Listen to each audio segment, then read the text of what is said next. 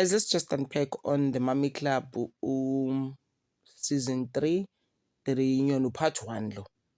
Part 2 is coming, just not sure when, but I think in the next 2 days or so, I'll do part 2 when it does, when it airs. Actually, maybe let me put it that way. How? Oh, see, guys, there were no problems. Baby, the dresses are nice. I like Happy's dress, but the other dresses, they giving Victorian times in 1920, 40, in the 1920s. I was just like, what's going on here? Like in London, somewhere in some tea party. I don't know, some, actually not even a tea party, some evening ball gown situation.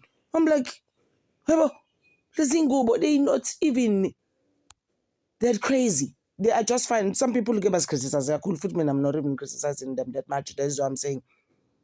I think Happy's dress, I'll have done Happy's dress because also I love yellow anyways. But the other colors, lower pink, kavuyo, bese kuba lower purple, kanoxi. I'm just like, what? Eh? Rosette's dress is okay. She's coming in part 2. Ngifuna agibele uvuyo ke ku part 2. Koba uvuyo, guys. Oh my gosh. There's way, remember she said, oh, Mrs. J uyableach. You know, izandla zika Mrs. J black yena ulight uyableach. Guys, it doesn't matter.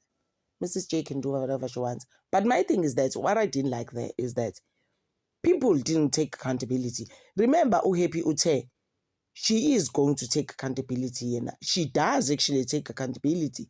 If something happens, she normally does take accountability for Indozaki, right? But I just find her sitting, she wasn't saying anything. People, baby, mkibela umganwake uvuyo.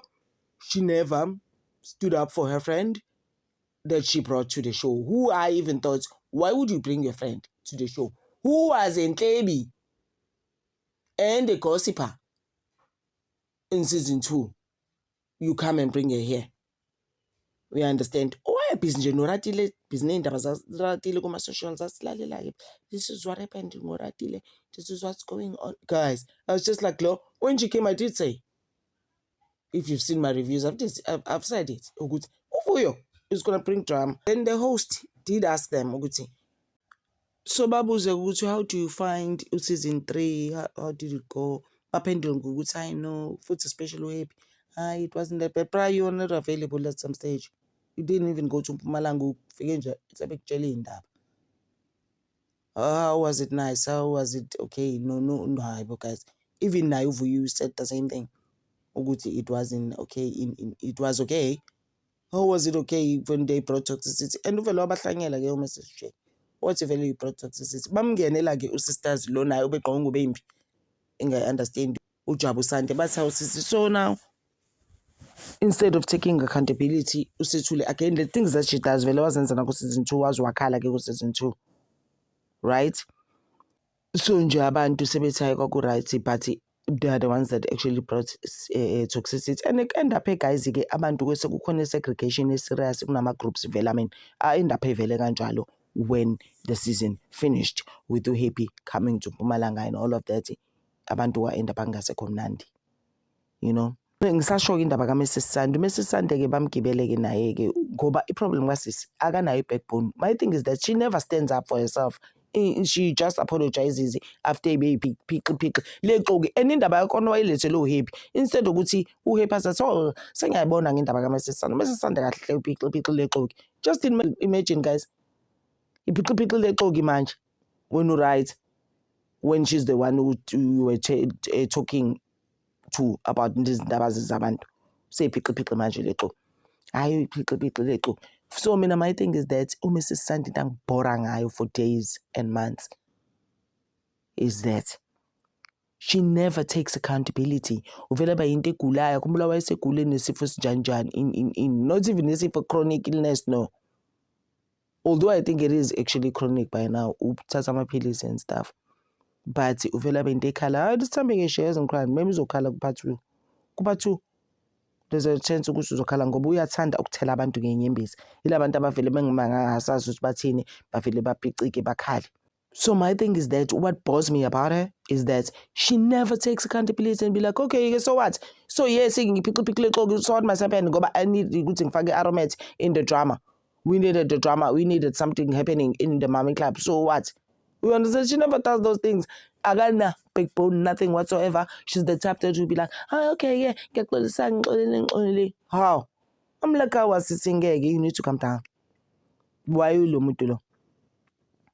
Ngapha kuvuyike beyitshele yabona she did kodwa say ukuthi I'm coming guns blazing mina isikhathi sokudlala nginaso whoever comes for me bazongibona ke and that's exactly what happened. She never took any accountability for anything. Uvuyi was just like, come for me manje uzokubonisa. And but when Mrs. J comes for her bazangazazazammele uhappy.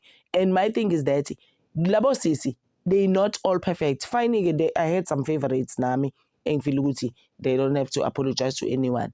Unox and I, she did say some things to people. She could have just said, I know I'm sorry. You know?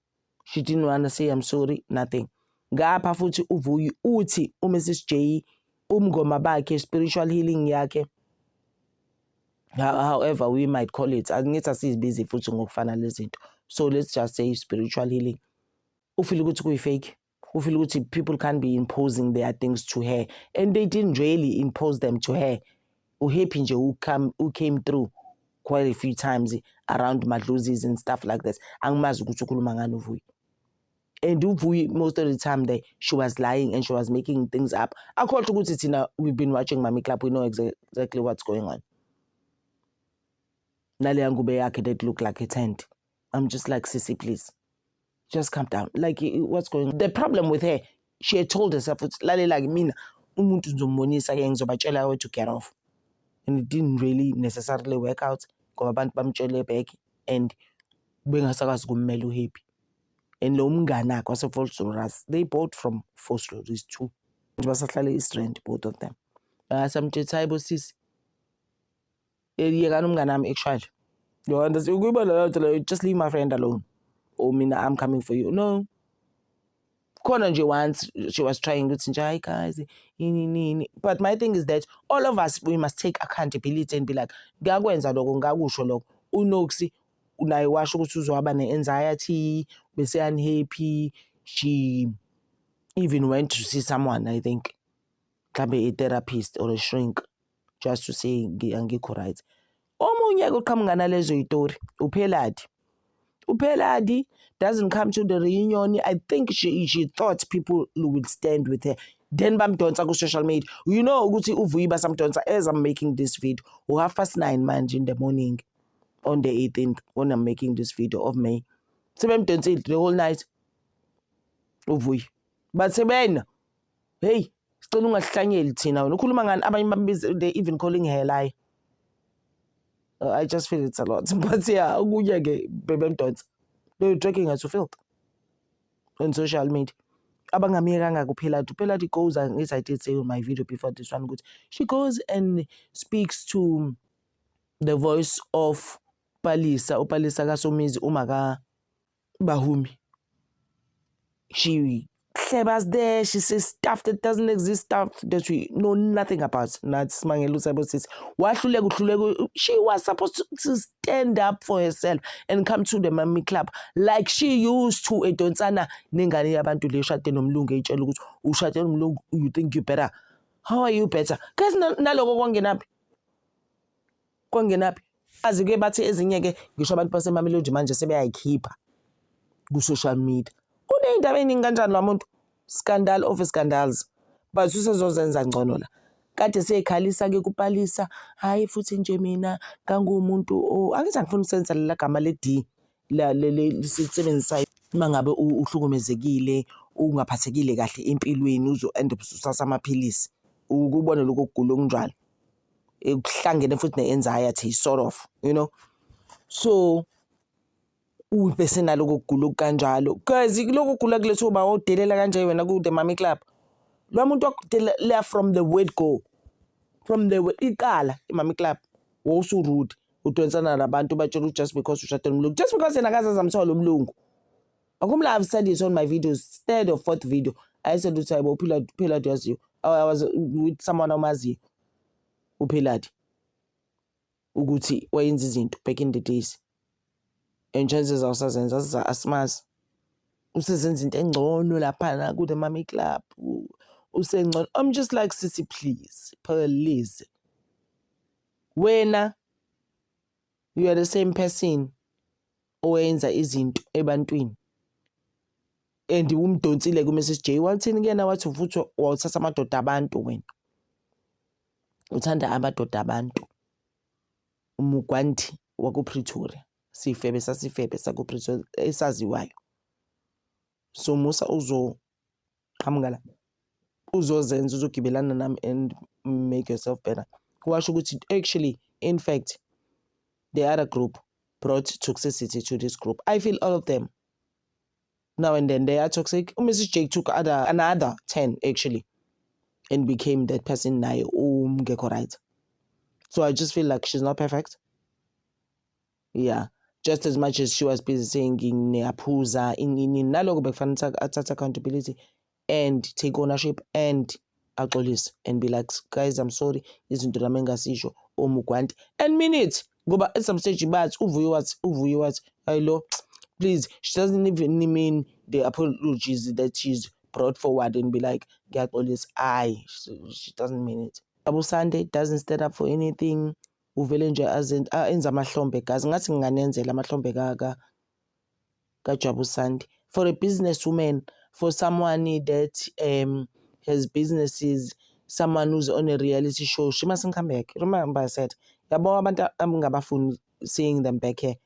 Can we have new people? Mina ngokwami. She brought us nothing this season. We're happy. Go back some stage where I said Unox. And Unox is the same person who it's how they met Pell. Uhepi was trying to buy a house from Unox. Unox, we realtor. She was trying to buy a house. Umenzen Unox never even once stood up for Unox. What's happening to show Peladi? And it was Peladi, if you remember very well, the stuff that she was saying about Unox. She never used to listen to Unox. She never wanted to listen to Unox. Peladi. Not even once. She will just draw her own conclusions and be like, yeah, silelo, just because you shut down Mlungu, guys, please, can you be better? Who even says that in 2025 and think that's fine? This is why I give them Peladi on social media right now, but don't yena novui. Over so happy, they're coming for her like, Sissy, please, you never stood up for Uvui, you never said anything, there's nothing that you said on reunion. Ubani, what happened to you? Jigeni no about. Who are you now? We were born alone today. Mrs J naye befanele apologize athi yazini guys nami nganibiza umugwanti. Like I'm saying in minutes, apologize in minutes and be like ngiyaxolisa. uPhiladi uyikwala uyikhawadi for not coming to the reunion. Ku reunion bekufanele enze uPhiladi and uPhiladi is not the type that will cry. Ngimangele seyikhalisa ku this was just like uyayikhalisa. Please stop. Ngeke. Bese guys uphathwana uphela kanjalo ke abantu bengafuna ukuthatha accountability and then sizobona ku part 2 ke how it goes and then usisi lona ke like I'm saying ukuthi uPhiladi uyikhabadi wahamba kanjalo ke wakhuluma ngalabo usisi yey ukhulumile stuff that she should have just said at the reunion. There was no need for those things that she was saying there about the other ladies, although I don't want to dwell too much on them because I just feel ukuthi podcast omunye umuntu leya, so we can't be taking those things seriously la. Ukubona lonto leyo but izinto esizaziyo anyway that happened, although bevele kube sefaka nama arguments and that whole thing kaphela of never understanding stuff. It's not hard, yeah. Into ababeyilwela noNox, they could have just avoided this and spoke about it, just the two of them without the other ladies, and then she started just keeping quiet every time akufanele discuss with izinto athule abe into enamamuthi abe into egulayo. I'm just like, why? So sobona ku part 2 guys, ake ngime lapho kancanyana but uVuyi nelisp yakhe uthelalela mina I am coming for people, which means she's still coming for people to part 2. Although uVuyi most of the time the stuff she was saying, even Nana herself, she didn't understand herself. She couldn't even hear herself ukuthi azizwakali zazinto zakhe, to a point where other people are now calling her a lie. Like I'm saying, good Chef Cats, we were watching Money Club. Not we were watching it, all of it, the whole season. We know exactly what happened there. So ngizoke ngime lapho kancane. Guys, sizobona ku-part 2. Thank you so much for always loving me. I appreciate you. I appreciate your time. I appreciate you watching this channel, and it has grown. Just like I said, I've been waiting for YouTube to write me an email to tell me what they've reviewed. Simepi. Please pray for me and with me. Ngithanda over. Thank you. And ngibhorile njalo guys, I just wanted to add it ukuthi uVuye engasathatha accountability indaba ka-Oxford Road, Oxford Road washiwo uyena engasathatha accountability ukuthi wayisho indaba ukuthi wena ngathi ku-Oxford Road. Oxford Road phela isafe ebini, ngiyacabanga la kumiwa khona mangabe ufuna amadoda. It crazy things like that guys. Who even says that? Usezenza ngathi akazi uVuye. uVuye guys.